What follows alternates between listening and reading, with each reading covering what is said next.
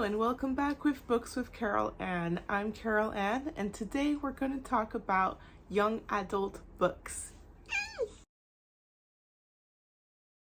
I don't read a lot of young adult books, but I do enjoy them.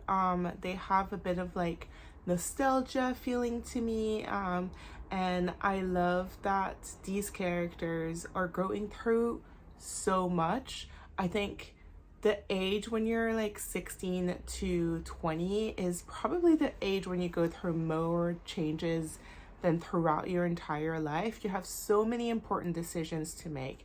There's just so many changes to your body happening, to your family, to your friends, everything at once. And I absolutely adore books that depict that really well throughout their story. And yeah, I think it's a genre like no other.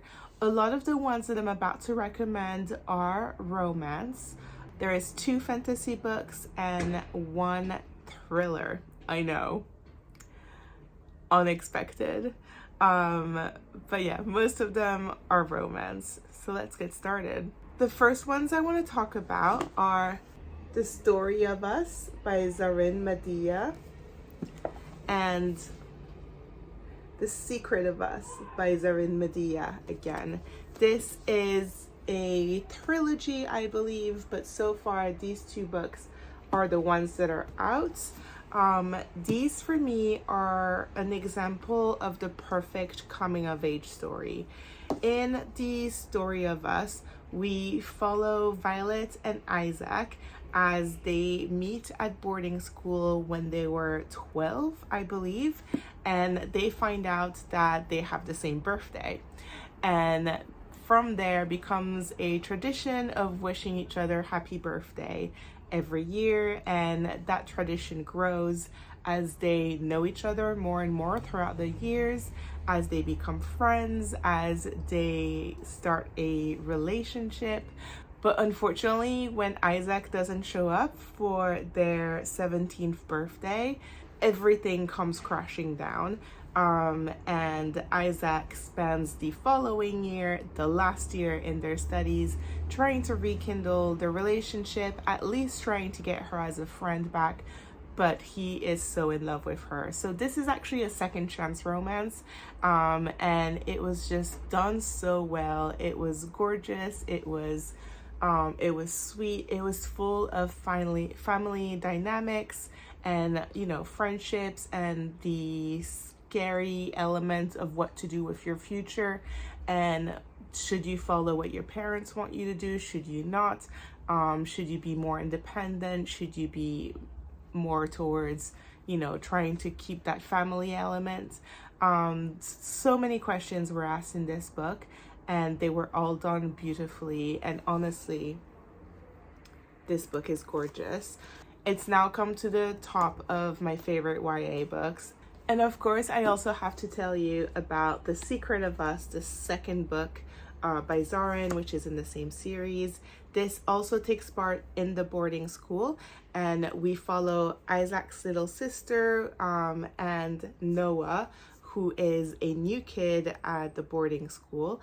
And because of Izzy's ex-boyfriend, who's a complete jerk, and I mean, like most teenage boys, except Noah and Isaac, but because of her ex-boyfriend, there's some tension that is happening, and they get into a fake dating deal. Also because Noah, as the new kid on the block, has a bit of a reputation that has followed him from his last school, where he had a few issues and didn't finish the year. And apparently a few kids at the boarding school have figured it out and are just making his life miserable. So the fake dating deal is arranged so that it works for both parties. It makes Izzy look like she has a new boyfriend so that the ex leaves her alone. They never do. And it makes Noah really popular because Izzy is popular and has been at the boarding school since she was young. So it works out for the both of them, and they quickly realize that there's not much faking happening into their deal. This book broke my heart. I didn't expect it to be as gut-wrenching as it actually was. I absolutely adored it. This has the same coming of age story that the first book had. In this one, Izzy just does not think that she wants to go to university, but she doesn't want to disappoint anyone around her. And Noah has had his mindset on going to medical school and has all the grades for it, but things happen in his life that are unavoidable, and that kind of detract him from his goal and his career, and he has to find a new pathway for now and figure out how he's going to go from there. My Mechanical Romance. This book by Alexine Farrell-Falmouth, the author of The Atlas Six, is so cute. This book is adorable. Look at the cover.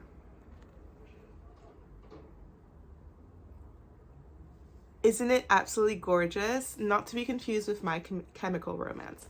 But in this one, Belle, the main character, is forced to join the robotics club at her high school, which Matteo is the head of. And she realizes that despite her extremely girly appearance and likes and, you know, just way of life, she finds herself really excited to be in robotics and perhaps finds a new calling in engineering. She was really lost as to what to do and what to choose for her future, but her teacher might have saved the day and found her new calling. This one was really fun because I think there has always been this idea that there are men fields and women fields, and obviously that is not true, and anyone can flourish in whatever field they want.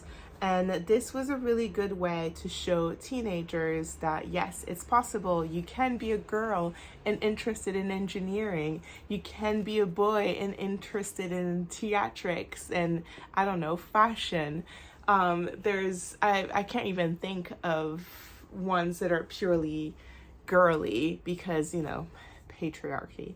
But I adore this book. Alexine Olivier's writing is gorgeous, and the romance is just so cute. There's a bit of rivals to lovers in this, and I just absolutely ate this up.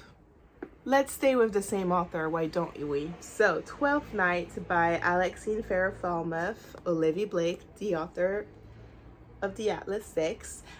In this one, obviously, as you can tell from the title, this is a retelling by 12th Night by Shakespeare. And in this one, we follow Jack, who's a jock, and Viola, who adores online gaming, online role-playing gaming. So I believe that's like D&D and all those games. Don't quote me on that. I have never played them. I play The Sims. That's pretty much it.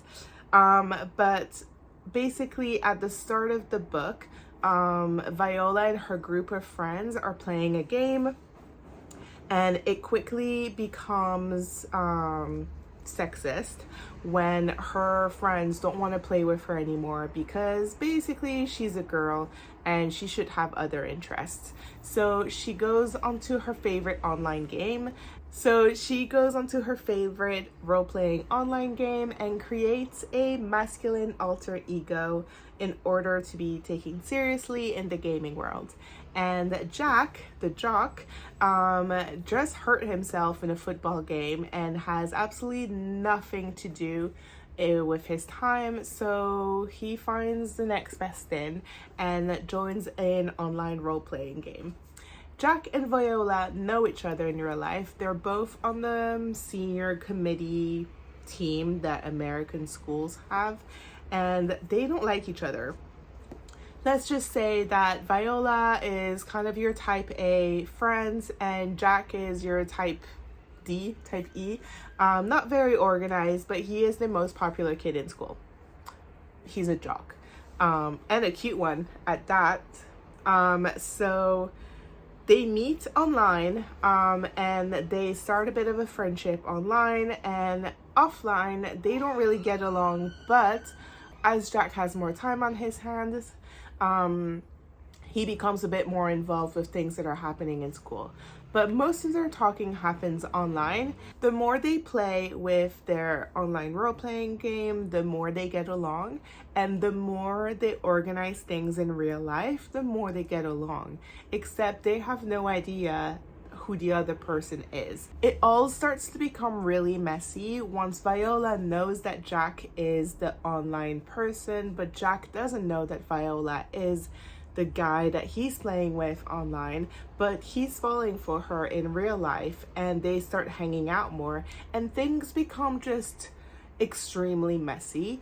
I love the message that comes within this book, that you can just do absolutely anything you like, that the world is sexist and men are pigs, and yeah, really, that's the only message people need to learn, I think. Now, you know I mostly read romance, but every so often I like to read in a different genre. It doesn't happen often, but it does happen. So, Promise Boys by Nick Brooks is a YA thriller where 3 boys of color are accused of the murder of their principal. For this one, I'm gonna read the blurb because I don't want to say anything accidentally that would, spoil the whole book. But it has a really interesting premise and very much roll your eyes because obviously the 3 boys of color were accused. You know what I mean? So, the Urban Promise Prep School vows to turn boys into men as students JB, Ramon, and Trey are forced to follow the prestigious program's strict rules. Extreme discipline, they've been told, is what it takes to be college-bound, to avoid the fates of many men in their neighborhoods. This principal, Moore Method, supposedly saves lives. But when Moore ends up murdered and the cops come sniffing around, the trio emerge as the case's prime suspect. With all 3 maintaining their innocence, they must band together to track down the real killer before they are arrested. But is the true culprit hiding among them? This exquisitely taught thriller shines a glaring light on how the system too often condemns Black and Latino teen boys to failure before they've even had a chance at success. As you can see, I actually annotated this. I really wanted to, one, figure out who the killer was, but also just basically understand the genre a little bit more. I don't think I figured out the killer in time. I think maybe 1 page before it was actually announced. So I didn't really do that well. I really enjoyed reading this book, and I think it deserves a little bit more hype than what it's received. So you should give it a try. Only for the Holidays by Abiela Bello. This book was adorable. And this is a small town romance with a city girl. Tia is the city girl, and her family forces her, so mean, to spend Christmas in the British countryside. And because of this trip, she's missing the high school ball, or we're in England, so the secondary ball. She has to miss the winter ball that's happening at her school, and is forced to spend time in this small cottage town that really has nothing going for themselves, apparently. She spends the entirety of her holiday trying to figure out a way to get back to the city in time to go to the ball and then come back before her mom notices. Have I mentioned that she does all this for a boy? The thing is, there is another boy in the countryside who just happens to want to help her. Look how cute he is and how cute they are. The start of their relationship doesn't really start well, just because Tia has a lot of preconceived idea about people who live in the countryside, and Quincy has a lot of ideas about city people and the mess that they bring with them when they come to the countryside.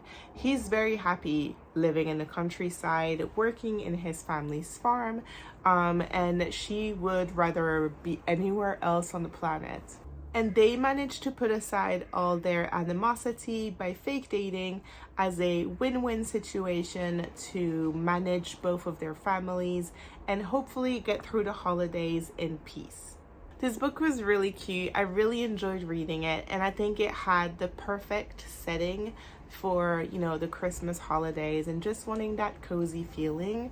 There was a lot of snow, there was a lot of family, there was a lot of festivity. All in all, it was a really fun book to read at the holidays. These Violent Delights by Chloe Gong. This is a Romeo and Juliet retelling. Ooh, wait. That's the second William Shakespeare retelling we've had. In this case, this is a fantasy. It follows Roma and Juliet. It follows Roma and Juliet, who are the heirs of two rival gangs in 1920 Hong Kong. This is a bit of a second chance romance as well, because Roma and Juliet have history. I don't think we're ever privy to their history, but we know that something happened and something happened again to break them up. And now they're slowly getting back together, but their family and the gangs takes priority because that's their entire livelihood. In Hong Kong 1920, though, there is a new danger that seems to crop up. A very sci-fi, gross, buggy danger. I won't say too much, but in order to fight that and get over it and possibly be together in the end, they need to come together in order to fight this new enemy. This is the first in a duology, and there is also a second series that follows characters from these books, and there is also a novella that was done for each of the two series, and I believe it's combined in one book. So all in all, 5 books for the entire series, but I've actually only read the duology, and I don't own the second book, but I should probably get it. But yes, so I really recommend this one. It was quite fun. It was a little gross at time with the bugs, but it's not described way too often. So this is like a dark Romeo and Juliet that follows Roma and Juliet. But also, how pretty is this cover?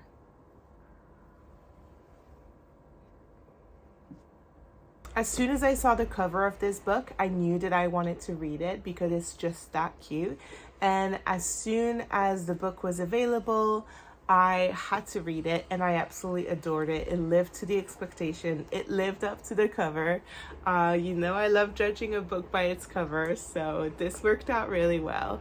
But this book is Fake Dates and Mooncakes by Cher Lee. Look at her. She's so pretty. In Fake Dates and Mooncakes, we follow Dylan and Theo. Dylan juggles schools and also helping out at his aunt's Chinese takeout restaurant. He helps out with deliveries. He wants to enter a mooncake competition that he was planning on entering with his mom before she passed away. And winning the competition could ensure the family business stays afloat because it is struggling. Theo Summers is a rich kid.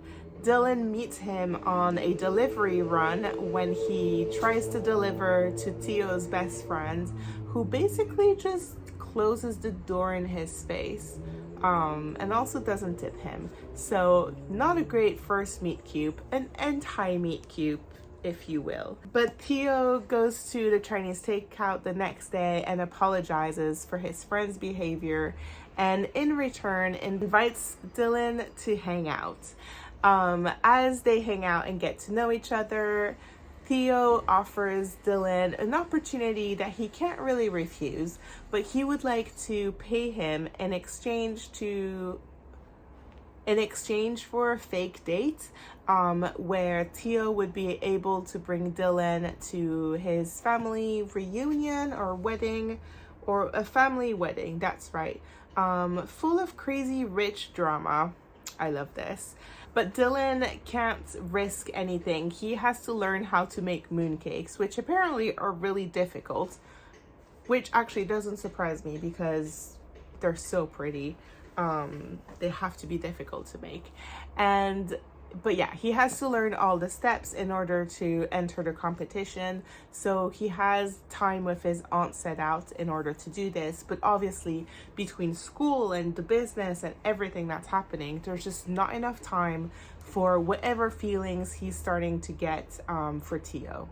This book was so adorable. I loved that we saw the different family structures and we saw different sides of immigrants and how they live in the US, and also how you deal with your culture when you're not in the country where your culture is. One of them in the duo hasn't really had the experience with Chinese culture that they wish they had, and so they learn a lot through each other, and I thought that was beautiful and just a great read all in all. And this is just, again, so pretty.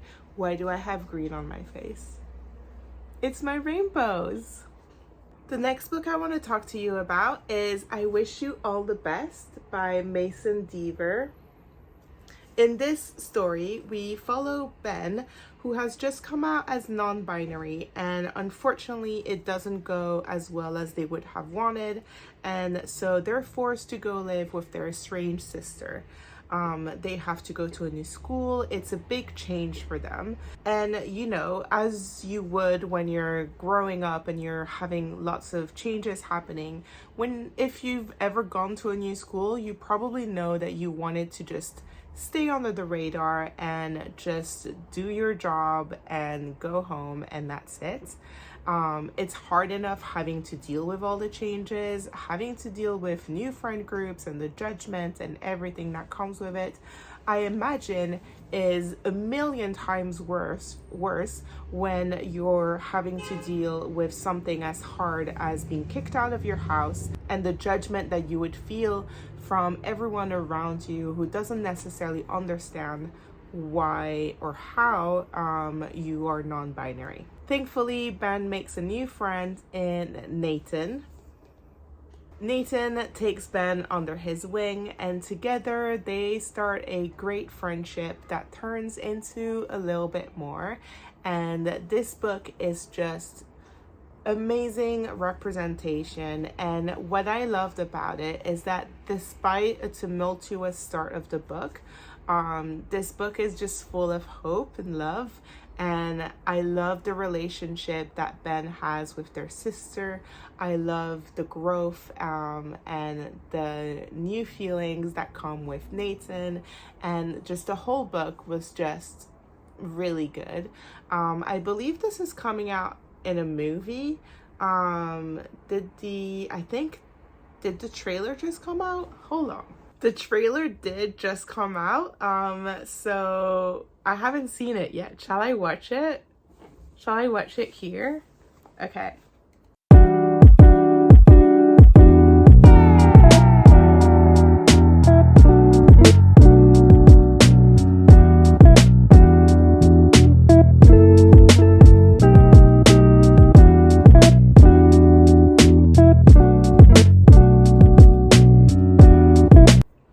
Okay, that was super cute. I had goosebumps in some parts. Yeah, this, as far as I can see so far, has done justice to the book. So that's really cool to see. I'm excited to watch it. There are some big names in here as well, so that's interesting. That should be really fun. I Wish You All the Best by Mason Deaver. And finally, the last book I want to talk to you about is Highly Suspicious and Unfairly Cute by Talia Hibbert. And I thought this one was great. It follows Bradley and Celine. They used to be best friends when they were kids, but as they were growing up, they kind of, went their separate ways. Celine has an online platform where she talks about her conspiracy theories, whereas Bradley is more into sports, managing his OCD, and keeping his grades up. They are the two top kids at school, and they are now academic rivals. They manage to avoid each other as much as possible, but there is this new outdoor program that they both enter and that they just cannot avoid spending time together because of that. I loved how in this book you really saw, I think it was a really good example of rivals to lovers. Like, they were proper rivals. I swear in this one I could feel the animosity through the pages. Talia is always great with making you feel everything you need to feel, and this one was no exception. Obviously, because they had been friends growing up, you can see that there are feelings there, nostalgia and just like homesickness and all those, but the rivalry. So I really recommend this one if you're after a little academic two rivals with a little outdoor spin. And that's all the YA books I have for you. There's probably more that I've read. I'm thinking probably a few fantasies that I've read that are YA, but these are the only books that I have in person, and also they're obviously my favorites because I bought them. So let me know if you've read any of them, and let me know if you have any questions, if you want me to go a bit deeper in any of them. And otherwise, I'll see you next time.